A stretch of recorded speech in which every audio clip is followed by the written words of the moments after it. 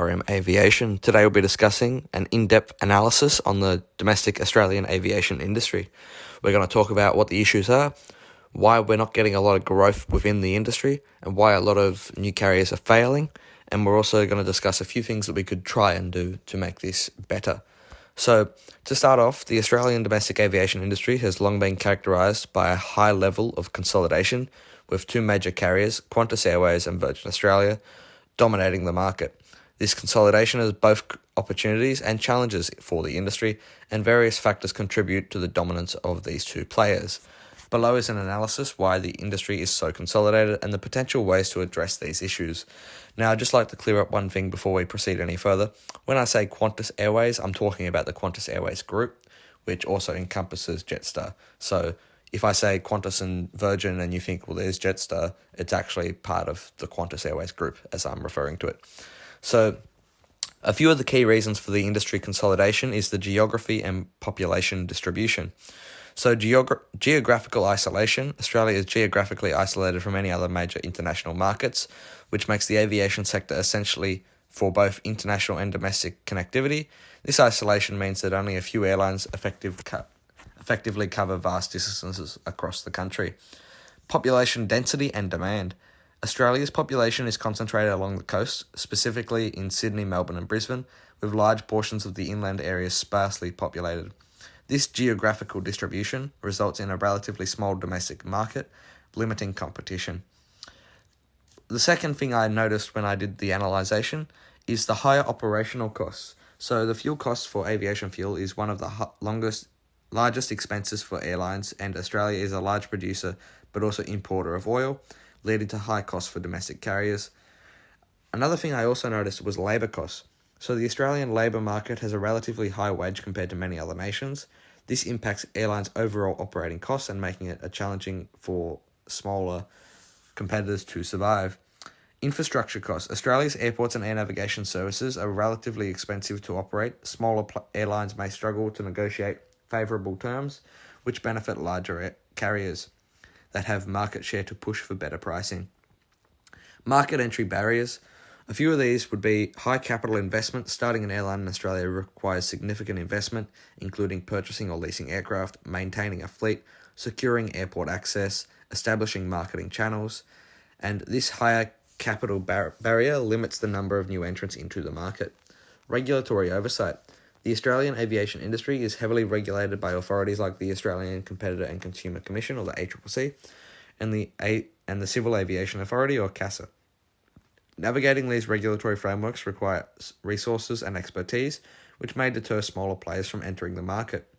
Another thing I also noticed was brand loyalty and customer habits. Established customer bases like Qantas and Virgin Australia have well-established loyalty programs and a significant market presence. Customers often develop loyalty to these brands, making it harder for new airlines and smaller players to capture market share. Government and business ties. Qantas has strong connections to the Australian government and plays a key role in the national economy. This relationship provides both economic benefits and public support, which helps to insulate Qantas from competition. Mergers and acquisitions. So, first of all, I want to discuss Virgin and Air New Zealand. So, Virgin Australia's majority stake was once held by Air New Zealand, which further consolidated the market and limited competition. Virgin Australia's bankruptcy in 2020 and subsequent purchase by Bain Capital highlight the difficulties for smaller players in the Australian aviation market, while increasing Qantas's market dominance.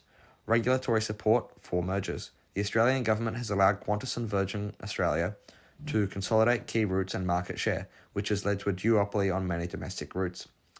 6. Limited international competition. The lack of foreign competitors.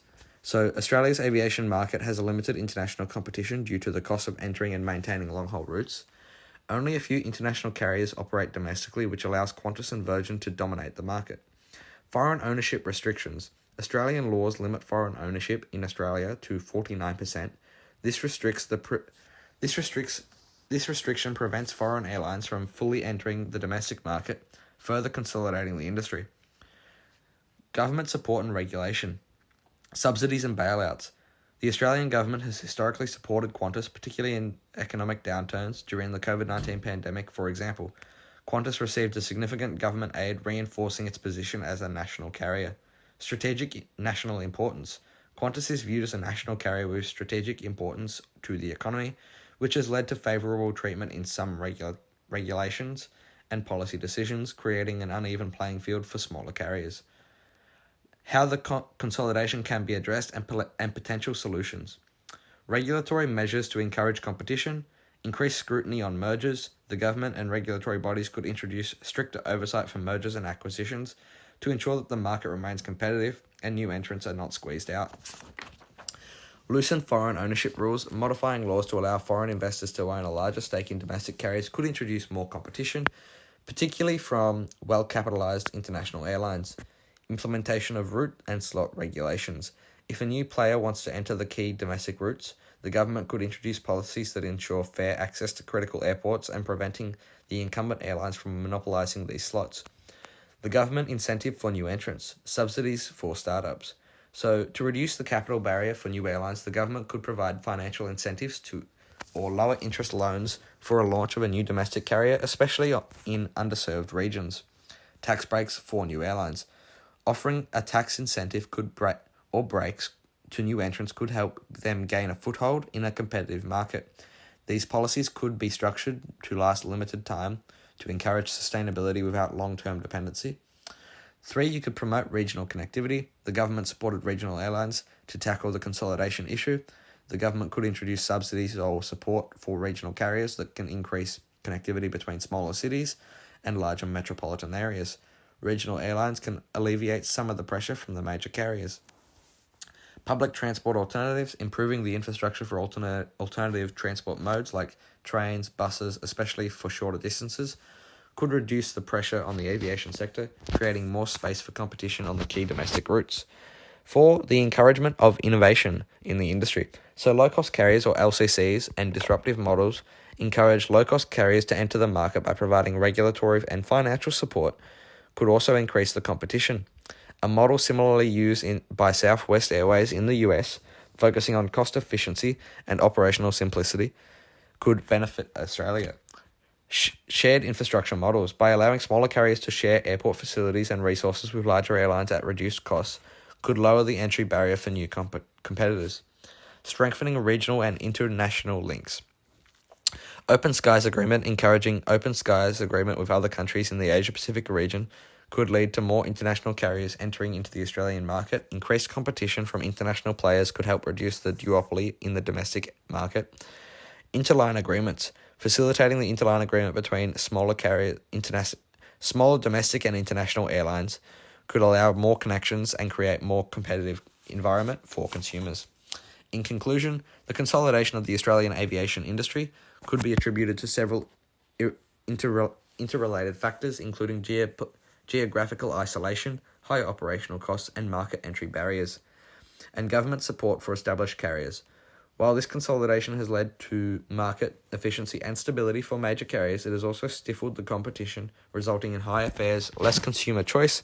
By implementing regulatory changes, providing incentives for new entrants, and encouraging innovation, Australia can introduce a more competitive and dynamic domestic aviation industry in the market that benefits both the consumers and the smaller players in the industry.